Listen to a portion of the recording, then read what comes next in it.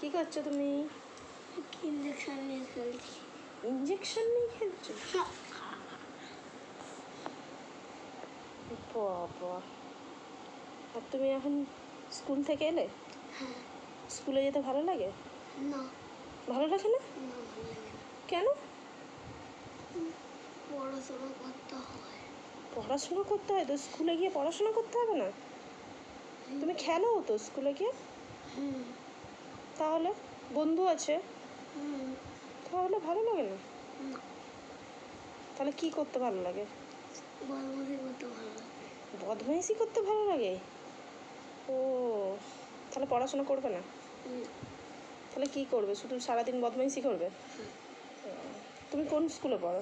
নাম বলে দাও তো একটু বন্ধুদেরকে স্কুলে।